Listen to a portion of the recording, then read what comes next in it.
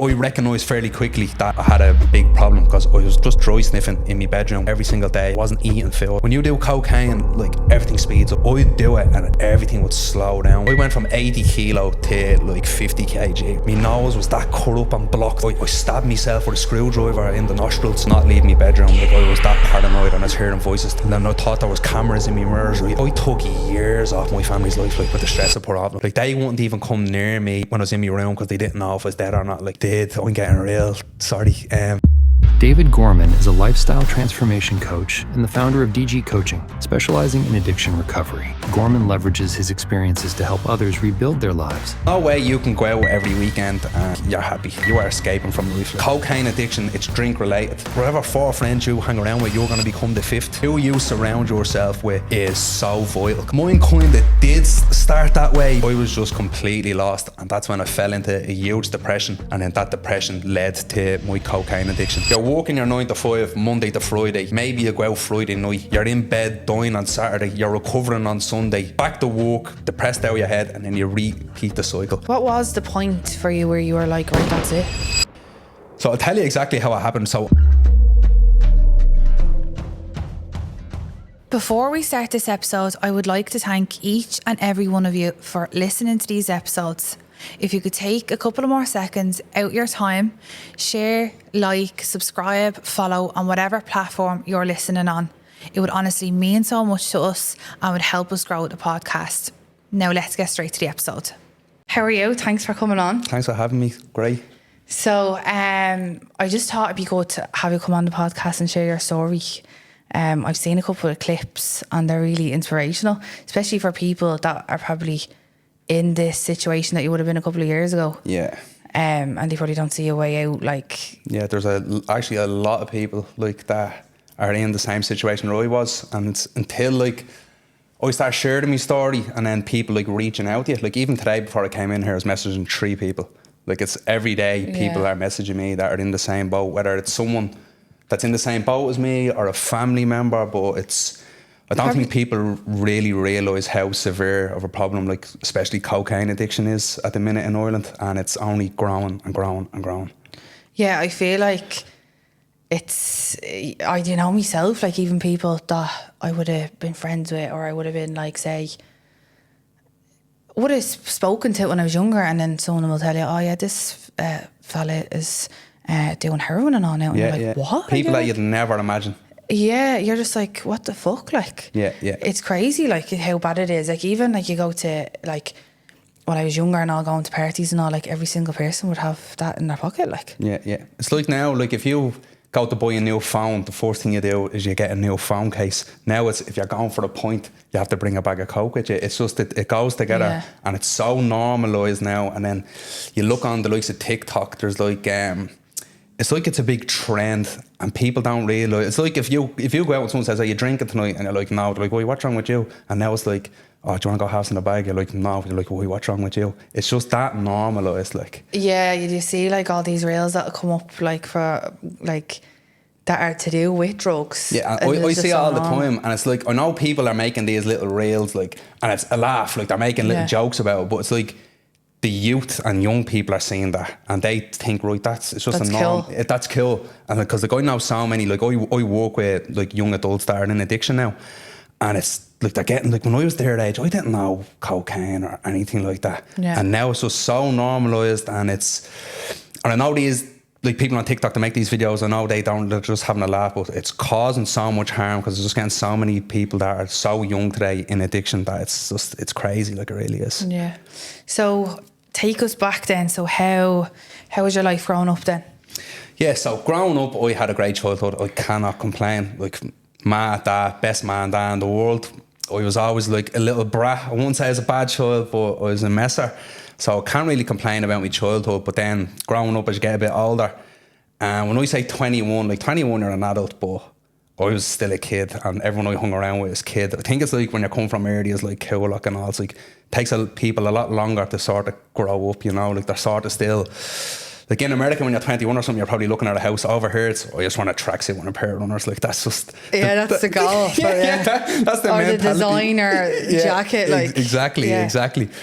So I always was mad into football, and then growing up, and as you start getting a bit older, your friend group starts to like spread out. They start getting, and a few of my friends just start getting involved in a lot of serious things, like just gangs, selling drugs, like stabbing, shooting, things just start going mad. But I never got involved in anything like that, and I easily could have. And I'd love to sit here and say it was because I was such a smart young fella that I didn't. I literally just said no at the right time. There's things that I said, right, I'm gonna do that, and then at the last second I just said no. So a lot of lads that I grew up with, like dead or like they're locked up, and it was just because of just decisions you make when you're younger. When you're that age, you don't understand the severity that it can cause. Like you think because you're so young, you think you're untouchable, and you're not really thinking about the consequences of your actions. So me just being here now and like not being locked up around it was just pure luck. Because you know, when you're that younger, like my ma used to say to me, like if all your friends jumped off a bridge, would you jump off a bridge? And I'd be like, yeah, I would have been the first one jumping off the bridge,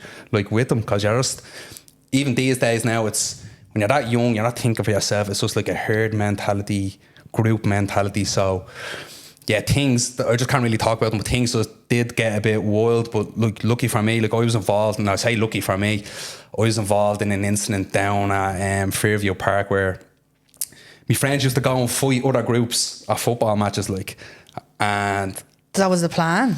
Like, do you ever see like football hooligans? Oh, right, okay, the bowls matches and all that, yeah. It's just the most ridiculous thing ever. And my friends used to do that. I never done it. And I remember saying, we were all out drinking in the fields, probably about 16, and the bus was coming. And he said, are you going to go? And I said, literally split decision to go. Yeah, right, I'll go. I went.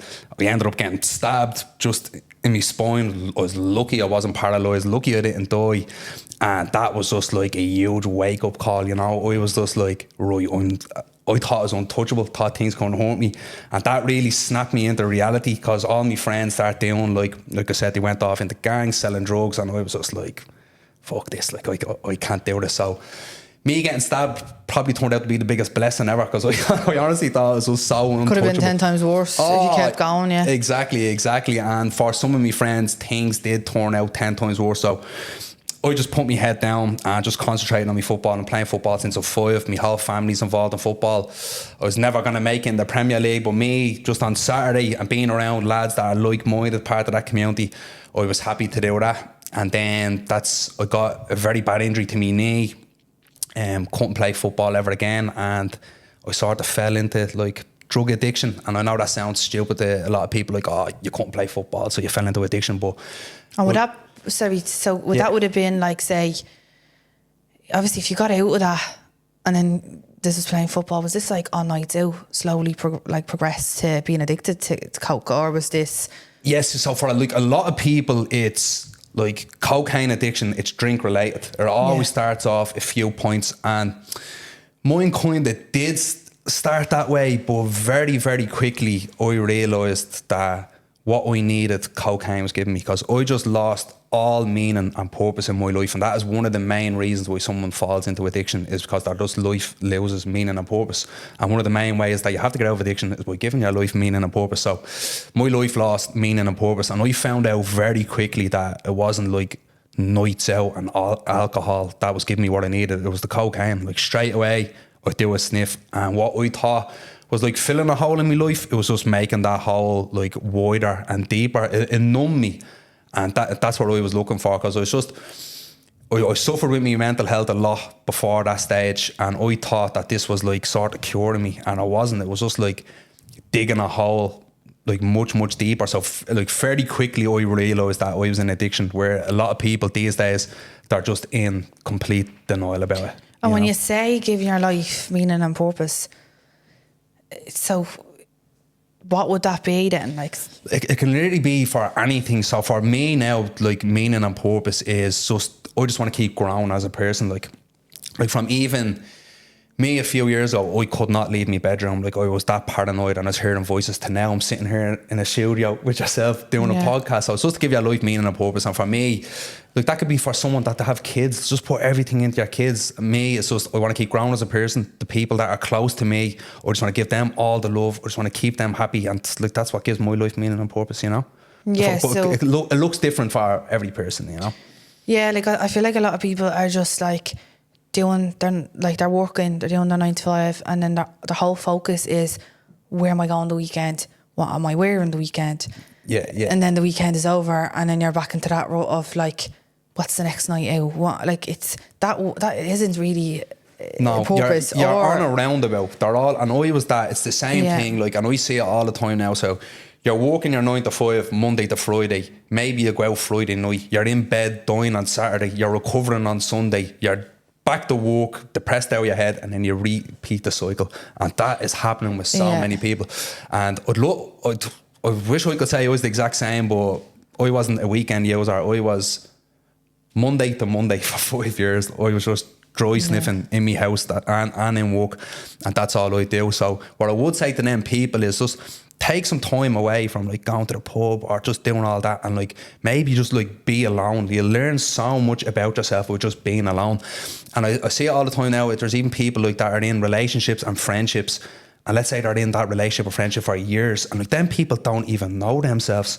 And so like when that like relationship ends, they'll dive into another relationship. And that's like my best advice I can give anyone is spend some time alone.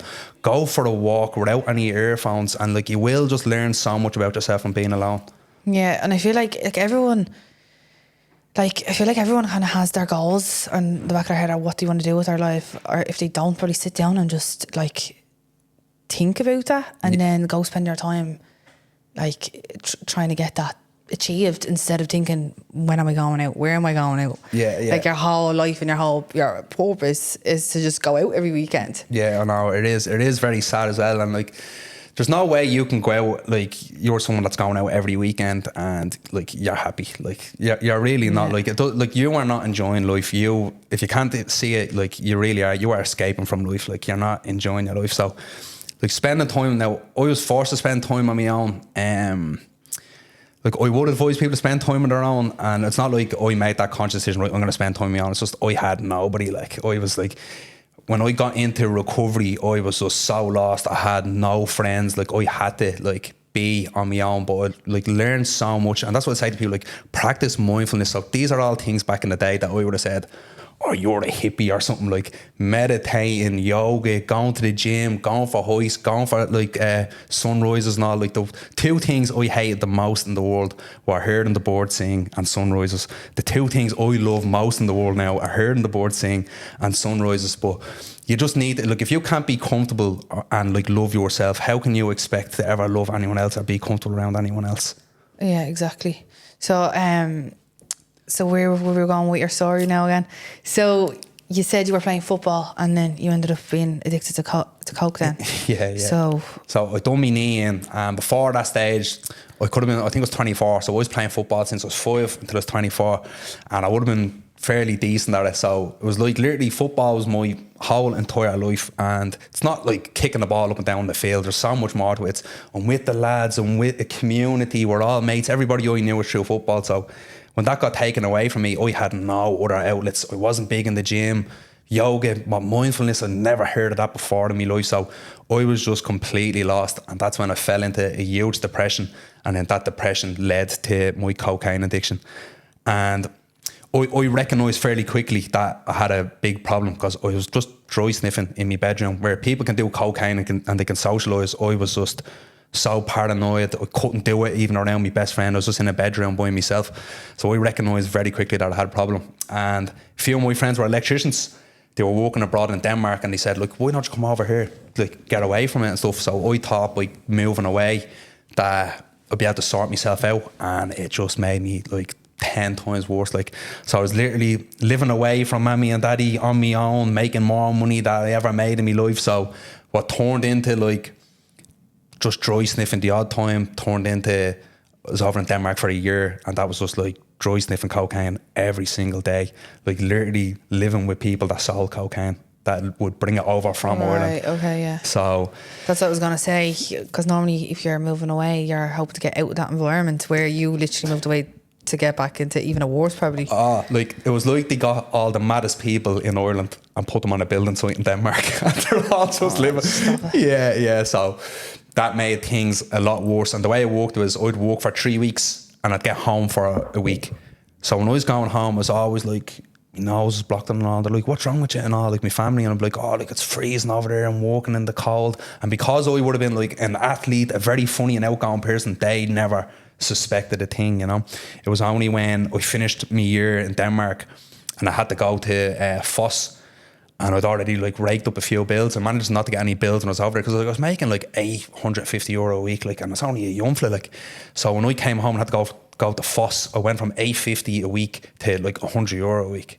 So the bills went up fairly quickly, and then that's when I had to come out and say to me, "Man, I go like, I'm in bad trouble here." And like, it's not funny, but I look at it as being funny, because I thought, like, I owed out €1,000. I remember at that stage, and I needed help to pay it off, and I thought, oh my God, I'm in such deep trouble here, and I was nowhere near like what went on, you know. Like, I thought, geez, like €1,000, I went on to owe out like €40,000 at one stage, and yeah, like things just went worse. But the best thing I ever done was like reached out to help. Now my ma and all, they weren't very understanding at the start. They never had like a cocaine addict in their family, so they just thought us was being a little bastard. Like, do you know what I mean? Yeah. They didn't know how severe the issue was and all, but yeah, like if I didn't reach out for help then, like things, they did get a lot worse just because I wasn't ready to accept the help. But yeah, you just need to reach out. You need to reach out. Yeah, how did you end up progressing then? Was that over like, so when you were in Denmark, was that like the first year that you really, or the second year of your addiction, or how did you end up progressing to being a 40k debt? That's so crazy. Literally, when I was in Foss getting €100 a week, I soon realised that like, right, I need something, I need to make money here. Like, I owe a bit of money out, so I ended up getting a job doing night shifts. Like, so I was working 11 o'clock at night until 8 in the morning. So I was like that. Before that, I wasn't doing cocaine and work. And then when I got into the night shifts, I was like, I just couldn't help myself. I was like, right, I'm working really on my own here. I can get away with it. So I would sniff coke during the night. I'd finish work at 8 in the morning. And one of the lads that I used to get coke off, he used to start work at 9 in the morning. And he used to work where I lived. So I'd meet him after work. I'd get coke off him. So I'd sniff coke during the day. And then before I went to work, get coke again. During the day, coke. So like if I got like 10 hours sleep in a week, like that was a good week, you know. Yeah. So you were basically working just to cover your bills, so probably not even. Even. So, and see, that's what people leave messaging me on TikTok saying like, oh, would you not have got your cocaine in bulk and all, like these give me life advice. Like, yeah, like what? Why would you even text someone that? Yeah. Even when I owed money out, people are like, would you not have done a few drop-offs? I was like, oh yeah, look, sorry pal, I should have got on to you for the voice. Just idiots. Like? Yeah, I know. But the way I worked, I would just get one of bags, and then I'd get paid by the end of the month. So I would like meet him, give him whatever money I could and say, yeah, can I get more off you? And then when he was like, oh, look man, you're getting too much on me, then it'd be just the next fella. So I ended up owing like €40,000 out to like. Were they not chasing you? Like, no, because and that's what I'd say. Like I'd always pay them. I'd always give them what I had. There was no like, if they rang me, I wasn't turning up my phone. I wasn't dodging anyone. I'd be like, look, I'll give you this, I'll give you that. So it was €40,000 to about 10 different people. So I was like, right man, I can give you 500 out. I can give you 600 out. I can give you this. I can give you that. And no, just as long as they were getting money out of me, and I would have grew up with these lads. Like these weren't complete strangers to me. Now, don't get me wrong. If I had said, I'm not giving you that, or turned up my phone, then I probably would have been killed or something bad would have happened. Yeah. But it was the fact that I wasn't like dodging them, you know. But like just when I got clean, I was just so lucky because I got to the stage that I didn't care how much I owed, or I didn't care. So I really did get clean at the right time, because things could have went very bad for me. But yeah, that's all I was doing. I was just literally just getting one bag off you, one bag. Then when I go and pay them off money, I'd be like, right, what can you give me? So I was taking one step forward, but then 2 steps back. And then I remember just saying, right, I can't do this anymore.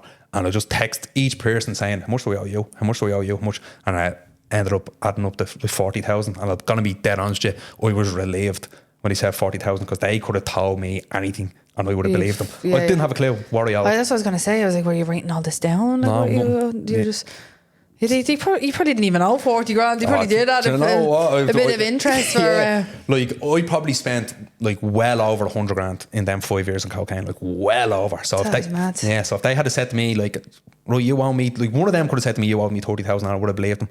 And like even at my job, like that I worked in, like it was the most toxic environment ever. So I had 4 lads in there that was getting her off, like, and everyone in the job knew that I sniffed down my head. There was none of this like, I do like a bit of coke and I'm going out doing my work. I can't talk. I'm jittery. I'm sweating. I can't eat food. So like even the managers there, like low lives there, and they knew that I was on it. Not one person. Like it was a big. I can understand if you see someone in work, right, and they're on coke, right, and they're like that going around, whatever. Like maybe you'll have a little laugh. But if someone's coming in every day for 2 years like that, like would you not say, like, are you okay? Like, do you know what I mean? And not one person done that. Like that's what really annoyed me. Do you feel like some people are like, I don't know, they probably they don't know what to say, maybe. There probably could have been some of that. Yeah, definitely some of that, but there was... And sometimes you feel like you might say it to someone, and if I seen someone that was like that for so long, I'd probably be like, oh, if I say something... Yeah, no, I know what you're saying, You know? and I've thought of that as well, but you don't need to go up to the person and say, here man, are you flying on the coke? All you have to do is say, God, what's up, pal, you alright? How are you, man? What's going on? Just like initiate a normal conversation with them. Do you know what I mean? Because not judgmental comments. No. Just how are you, man? You alright? Like, but there was none of that. And like even like I used to have, like 10 or 12 cars. So I'd get paid by the end of the month. So when I got paid, I'd have 10 or 12 cars in the car park in my job, and I'm walking to each window, giving money in. And this was every month. It was so horrible. And like even when I got drug free and sober, I was drug free and sober for, I think it was a year and a half, and I was paying $2,000 or over $2,000 a month for a year and a half, like just to get the debt down, like. And that's me sober, and that was horrible, because like you can imagine, like I'm not gonna lie to you, like each and every time when I was given that money, like in my head is like just asking for a bag. So just that alone, like, yeah, it was. That's mental. Yeah, and I'd say crazy. obviously people noticed that there were people coming up. Of course they did. Like there was no hiding it. Like, and I don't know. It's like people didn't care. Like, and I remember one experience I had in this old job. It's just the most toxic place ever. I'm not there now, but I remember I'd lost so much weight. So I went from 80 kilo to like 50 kg, right? So I literally lost like 30 kilo in weight. And I remember like me work trousers were falling off on me because I lost that much weight, and I had to get a belt. And one of the maintenance fellas, he had a drill. I said, look, can you drill a hole in my belt there? Like, cause I need to, like, trousers are falling down. And he was drilling a hole in my belt. And I remember one of the managers going by looking at me and laughing, and he knew what I was going through. Like, so I was just like, I don't know. There is a lot of people that when they see someone going through that, I don't know, maybe they're going through their own problems and that makes them feel better about their own life or something like that. But there was nothing to look at me and like laugh at. Like even me looking back, like I was on the brink of death. Do you know what I mean? I wasn't just like someone that's casually using. I was sniffing coke every single day. I wasn't eating food. All I was doing was going around drinking water. But What was the point for you where you were like, right, that's it. I'm done. yeah, see, there's so, like, I get asked that question all the time, and you'll hear people say it's like a switch went off. Like, you'll hear people saying that, and that's exactly what it was, because I had so many low moments. Like, I was the worst addict you could ever see in your life. You'd never see, like, you could look at me and you wouldn't know, is this fella on heroin? Is he after having a mental breakdown? Like, you couldn't tell what was going on with me, like. And like, I had loads of times, like I remember I cycled an hour to get a bag of coke on a bike that the tyres were flat, cycling on rims, just like there's For a whole hour, or was it for near an the hour end? to get it. Like there's no stopping you. This at 5 a.m. Just the lows you bring yourself. Like if I text someone and I was looking for a bag off them and they didn't text me back, like I was sending them 10-page long messages, like begging them. And I still get shivers thinking about it now. Just like no pride in myself whatsoever. Do you know what I mean? So there was plenty of low moments. There was moments where my nose was that cut up and blocked that like I stabbed myself with a screwdriver in the nostrils to get an airway, and I'm sitting there like trying to put coke up my nose and all. So I do not know, but it was just literally like a switch went off one day, and I remember I was just looking at myself in the mirror and there was blood all over my face. And this was, I think it was a Saturday at 2 o'clock, I was only awake, and I was like, this was the first ever time that like I could see how skinny I was. I could see the damage that I'm at the causing myself. I could properly see, like, gee, I took years off my family's life, like with the stress of problem. Like they wouldn't even come near me when I was in my room because they didn't know if I was dead or not. Like they wouldn't go near me, just leave. So at that point, that's what I was going to say. Obviously, your man paid out €1,000 for your debt, or you asked her for help. So then, obviously, the couple of years after that, did she realise then, obviously, that you were still doing coke and? Oh no, there was no hiding it, because I lived in that house. And like I said, like when I done cocaine, I can't talk. I can't eat, and that's why my ma used to, like, that's how she used to catch me out. Like, even when I was coming home from work, she'd be like, do you want dinner? And if I said no, she's like, right, you're on coke, because I don't eat on coke and all. So they knew, like, and you can only imagine, like, putting them through that for maybe 4 years. They knew it was an addiction. So you can imagine 4 years and you're looking at your little baby basically killing themselves, and you can't do anything about it, because you literally cannot help someone in addiction that does not want help. You just can't do it. You can be there for them and all. And I'll be honest with you, they stopped, not that they stopped caring, but they stopped like trying. Yeah, because they're like, and I don't blame them for that at all, because like I wasn't trying. So like, and at the end of the day, I say that because a lot of people ask me, like, I have a loved one in addiction, this is going on years, they're not helping themselves, what do I do? And the only thing you can do is take care of yourself, like, because I know I'm going through the addiction. Like, there's one person going through the addiction, but it's everybody around you that's suffering, do you know what I mean? And sometimes it's them family members that they're actually in a worse state than you, because they're literally looking at the They're person. probably thinking, what did I do wrong, when it's nothing even to do with them? Nothing to do with them whatsoever, do you know what I mean? Yeah. And they're looking at the person they love, like, slowly kill themselves. And when I say I was so close to dying, like, the amount of times I thought I had a heart attack, and I was like, when you do cocaine, like, everything speeds up. Now you're jittery, but I'd do it and everything would slow down coming towards the end. Like, I could feel my heart beating. I remember one day my dad came into my room, he was walking in slow motion, so it was like I was just shutting down. So it was just literally the right moment there that I stopped. Like, so thank God for that light switch moment, because for a lot of people, that doesn't happen for them, you know. Yeah.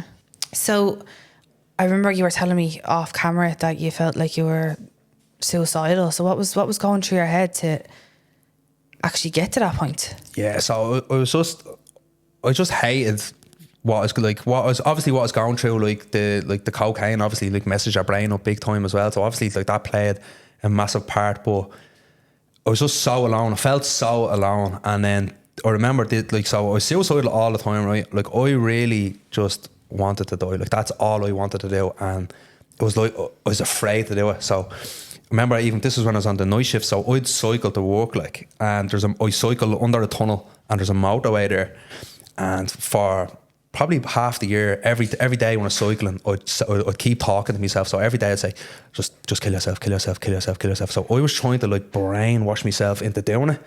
Like, it's insane. And like, I remember, so I used to cycle around like local parks and all, and I'd look for a good area, like, oh, where could I kill myself like that?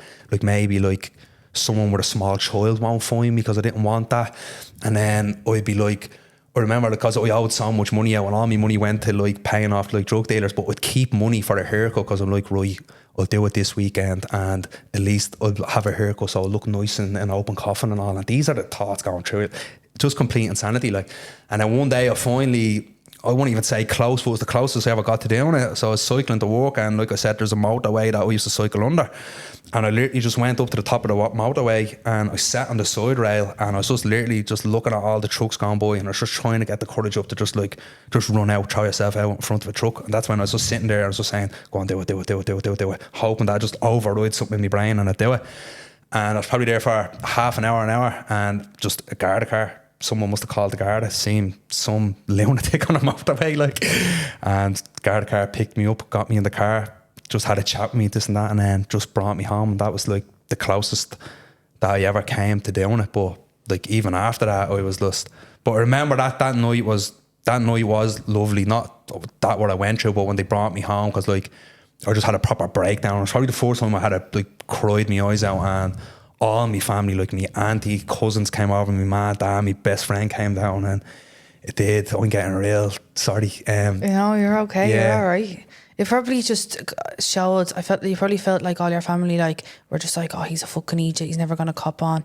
But like, it probably made your family realise that it was a hard time for you. You didn't want to be like this. No, I didn't want to be like that at all. And then that's when I start getting into like counselling. So I met a counsellor and stuff like that, and that's when they start talking to the counsellor, so they start understanding more about addiction as well, because they didn't really know what was going on. But like, getting into the counselling was probably the best thing I ever done, because when I started to want to get better, like, there was no, like, they were trying to get me into rehab, but there was no beds available for rehab because it was during COVID, so they weren't taking in many people. So I couldn't get into rehab, I couldn't do a 12-step program, I couldn't go to meetings. I done one meeting online and I just hated it, I didn't like it. And so I just sort of like, obviously a lot of help with my counsellor Jenny, what an amazing woman. And then I just had to sort of like find my own way to do it. So that's when I just started listening to podcasts. I'd listen to 3 podcasts a day, Jay Shetty, Russell Brand, just anything to do with self-development, self-improvement. And I just took it day by day. And I'm going to be honest with you, it was the hardest thing I've ever done in my life. Like I literally had to go, like you're literally going to war with yourself. Do you know what I mean? Like with your mind, it's terrifying. Like, but I just took it day by day. I locked me, like on the weekends, I literally just sit in with my mum, my auntie. That's all I do. I couldn't go near my bedroom because my bedroom reminded me of a prison. So I started sleeping downstairs in my sitting room. And yeah, I just went to war with myself. And that's what people, like, I get messages every day is like, how did you do it? And it's just like, there's no, like, people are always looking for the secret formula or the answer. And there's nothing. It's just a lot of hard work. But yeah, going counselling definitely helped me a lot. And even now, I get a lot of hate online of people that got sober through 12 steps or no going to meetings, and they say to me like, why don't you write your own book? And I'm like there's more than one way to get sober or drug free. Like I tell people, go to meetings, do all this. It's just none of that stuff was available for me, so I just had to find my own way. So what do you mean by write your own book? Is that like a thing that because like the 12 steps is like a book that people in recovery follow. And because I didn't go that route with getting sober, they say to me, like, they think I'm Mr. Know-it-all, and it's not like that. Doesn't matter. There's no right or wrong way. Like, you got off it and you're sober. So exactly. And there's more than one way to cook an egg, but some people just don't understand that. Like, and if we all went through life with that closed mindset, like, nobody'd get anywhere. And I tell people, go to meetings and all, but I know loads of people that, like, meetings didn't work for them. So if meetings didn't work for them, like, what, their bollocks are they're never going to get sober? No, there's more ways to do things, like, and I never put anything down. If it works, like, so I just got real into fitness. But like the best thing ever, and I will advise people on this, is like, if you are, whatever you were going through, there is a podcast about it. Like, and when you are going up against something, if you like can understand and learn about it, well, then you have a better chance of defeating it. So like, I'll be honest with you, like, early recovery was harder than addiction, because when you're in early recovery, you're getting all your emotions back, you're getting all your feelings back, you're starting to see cleared again, so you can see the path of destruction that you have to leaving behind you. And I was so depressed. Like, it took me 6 months or 5 months to just laugh or smile or to feel happiness, and that's a scary thing to go through, like, you know. So I was like, what is going on? So then I started learning about my mind and learning about psychology, and it's like, you're after flooding your brain with so much dopamine from sniffing cocaine that your brain is after stopping producing dopamine because it's getting it from a different source. So that's all. So I was like, oh, right, so that's what I'm going through. Do you know what I mean? So it helps a lot. So just learn what you're going through. There's podcasts, there's books, there's like information out there. Yeah, I always do that. I feel a certain way, I put it into YouTube. Or like if someone says like a word and I'm like, yeah, that's it, and then I Google more about it, or put it into YouTube, and then more things come out, and then I learn more about it. I feel it's great. I feel like, yeah, you have to, like, and it's like, especially when it comes to like drugs or alcohol, what I will say to people is that, like, if you give up, so for me, right, cocaine took up, let's say, 90% of my life. So when I gave up cocaine, that means there's 90% of my life empty, and that 90% needs to be filled with something. So you have to, because there's a lot of people out there that I do feel sorry for, because like for me, so I sort of had an outlet. I wasn't big on the gym, but I had the gym, so I got into the gym. I started going for hikes, I started going for sea swims. Everybody that's in recovery goes for sea swims, and you just have to be open-minded and just try new things. And there's a lot of people out there that, let's say, they were never into the gym or they were never into football and they're in addiction and have to go into recovery. So you just have to be open-minded, because like I said before, if you told me you were going to do yoga, I would have been like, oh, look, you're the hippie. But now, literally, try everything twice. That's what I always say, try everything twice. Yeah. And you're probably, like, obviously when you were in you're in recovery and stuff like that, you probably didn't have like all your friends. No. You probably didn't have that support, so it wasn't probably trying to reconnect with old friends and probably make new friends as well while you're doing that. That's exactly what I've done. So like when I was in addiction, I had a great group of friends all hanging around with each other since the age of 5. Like, and when I was in addiction, people were telling me, yeah, they're going around calling you a junkie, they're saying this about you, saying that about you. So all the lads I hung around with since I'm 5 are gone out in my life, and like, you hit the nail on the head. like I would have known loads of people growing up just through football and all. Like I had more. I feel like when you're younger, you have loads of friends. You do. And then as you get older, you're like, right, that person's not for me. Exactly. Slowly your group gets smaller and smaller and smaller. Yeah, exactly. And when you're younger, you think the more friends you have, the better. But it's not. Like it's quality over quantity every single day of the week. Like, and the more friends you have, the more likely you're gonna have a few snakes in there as well. You know. Exactly. Yeah. Yeah, and so I done exactly what you said. Like, cause I had nobody. I had no friends. Like, just like I'm very, very cutthroat with my life now. Like, once you get a bit of peace into your life, you will kill anything that can jeopardize that. You know.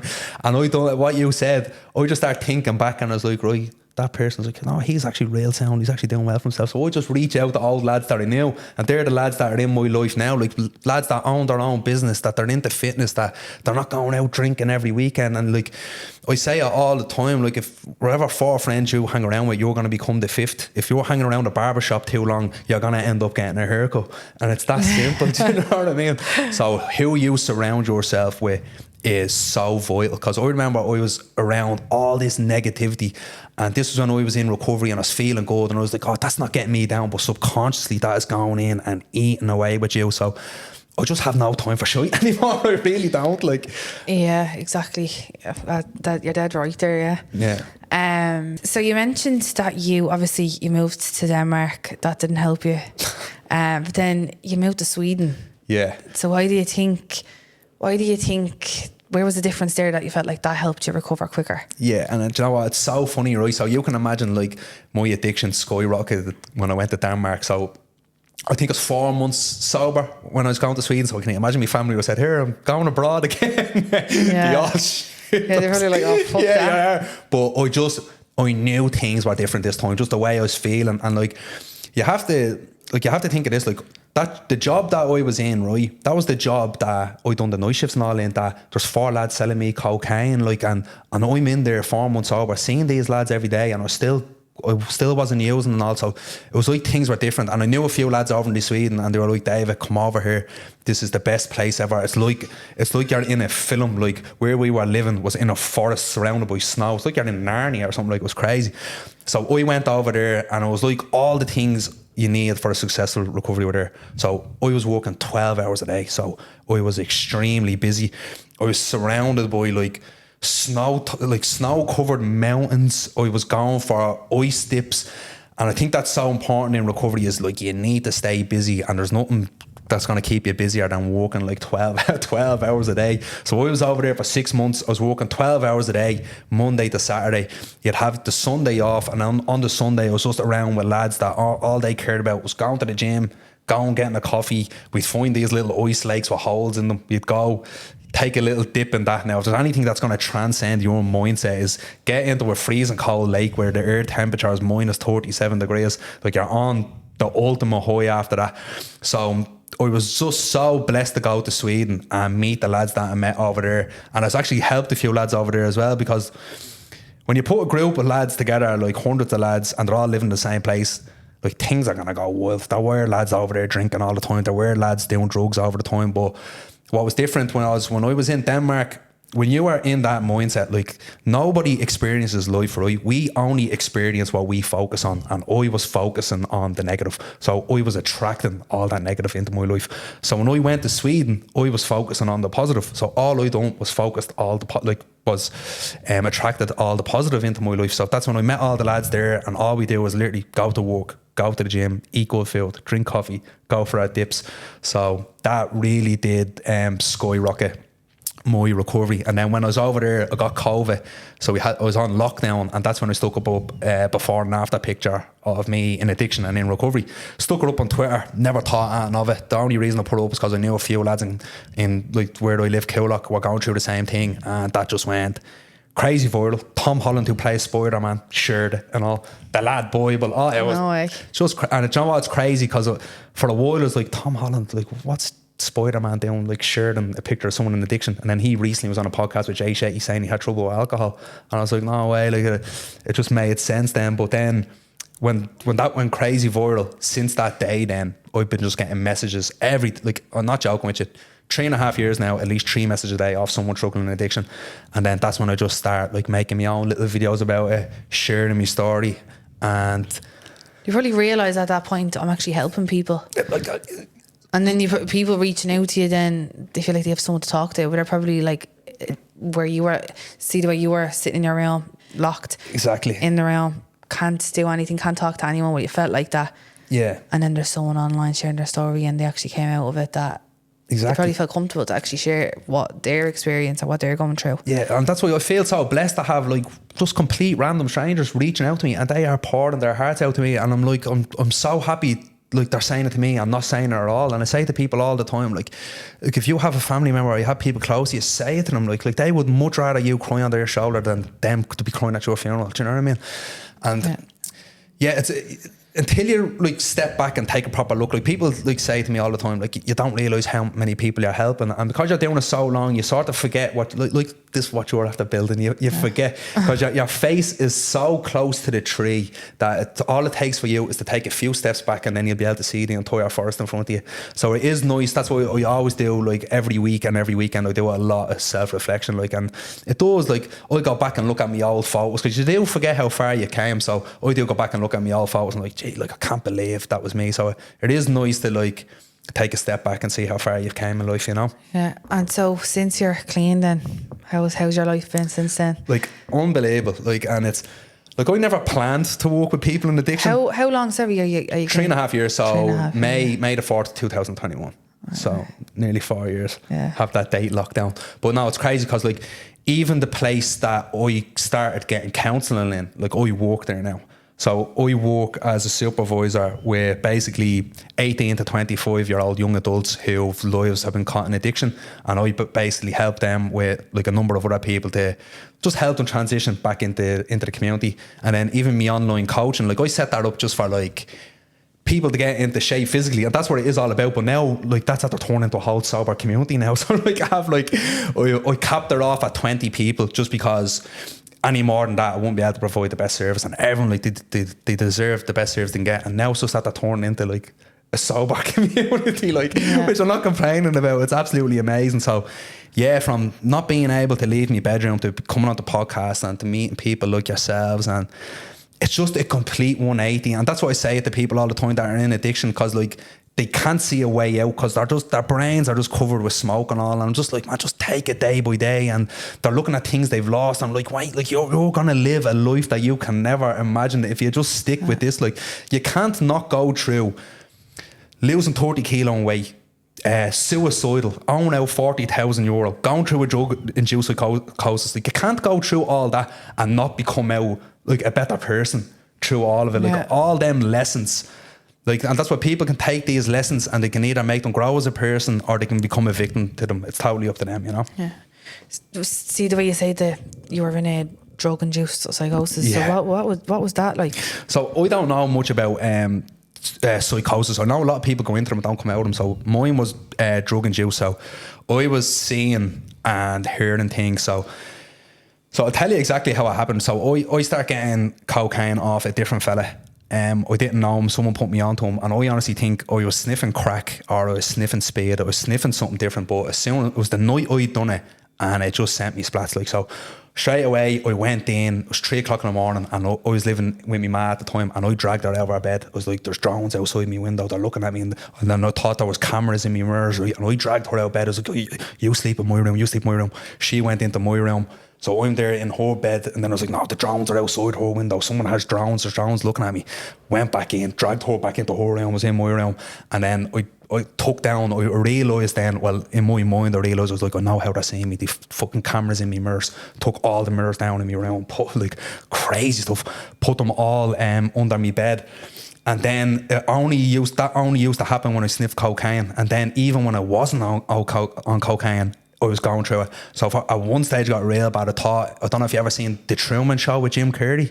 No. So I thought everybody in my life were actors, and I thought there was cameras everywhere, and I was on this big series that the whole world was watching me in a TV program, and everyone I knew and loved were just actors. Oh, terrifying. So like I stopped showering. I stopped showering for like a month or two because I thought there's cameras everywhere. Everyone's looking at me. I'm on this Big Brother program, and then like it started to die down when. Did your family notice that? No, I didn't tell. No, I didn't tell them. So I kept that a secret because I honestly thought that was going to get. I didn't even tell my counsellor that because I thought I was going to get locked up. Like I was like, he's after losing his mind. Like so, I kept that on the down low, and then when all that stuff started to die down, but. All I could saw was shadows. All I'd see is shadows and people running at me, and something would mimic everything I'd done. So if I got up out of bed, all I heard is he's getting up out of bed, he's walking down the stairs. Anything I'd done, I'd heard a voice in my telling what I'm doing. And this is going to sound crazy, but then when I was in recovery, so I was off drugs, and I was probably going through that for about 3 weeks. And I started talking back to the voices. And I was like, so I'd hear he's walking down the stairs, and I go, yeah, I'm walking down the stairs. And then like I'd be in the shower, and you're like, yeah, he's in the shower, and I start dancing in the nipples, like, yeah. And I was like, and it's gas because a person that I work with now, he's a psychologist, he's a drug specialist, and he said, you've done the exact right thing. He goes, don't ignore it. He goes, talk back to it. He goes, you've done the exact right thing. And then just after, I'd love to give you an exact time frame, I don't know, but it was like, then everything just stopped.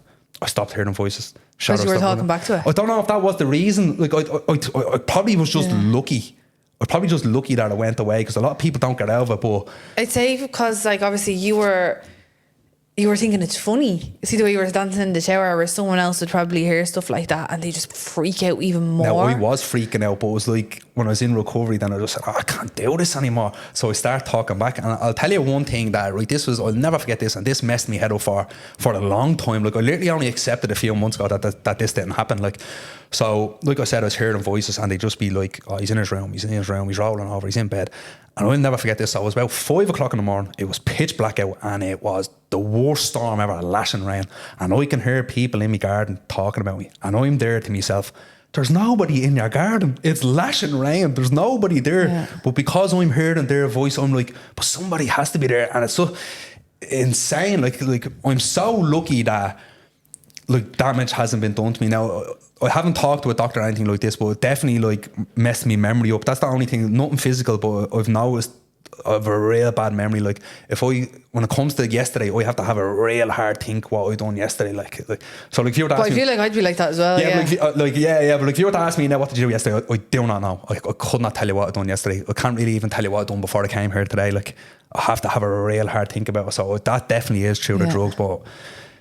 Yeah, look, if to go through all that and to be the way I am now, I'm grateful. I'll take a bit of memory loss. You know? I know you said you're working in the centre that you were actually getting. What a 180, isn't that like such a full circle moment? But I feel like there you go. Like I feel like if someone's coming in, like and they're going through that, imagine someone like I always think of like an older woman sitting there telling them, oh yeah, get off drugs, do this, do that.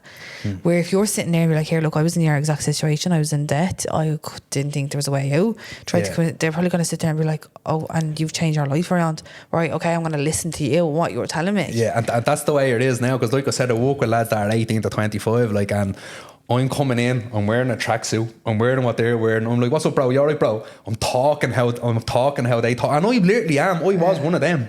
So like that, they relate a lot more to me than a fella coming in with a suit on that like never went through addiction in their life and like, right, this is what you need to do. Like, I know what's going on, these lads' families, I know that their past and all that. It's not all just black and white, like, or here's the solution.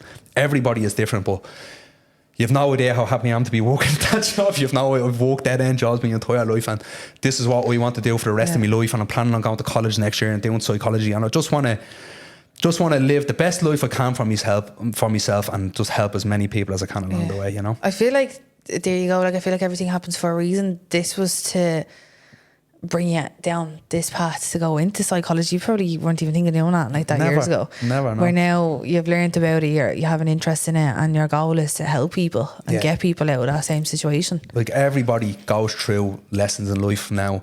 My lesson was a very tough lesson. I wouldn't want anybody to go through it, but it was exactly what I needed to get me to where I am now, and I wouldn't change anything for the world. I really won't.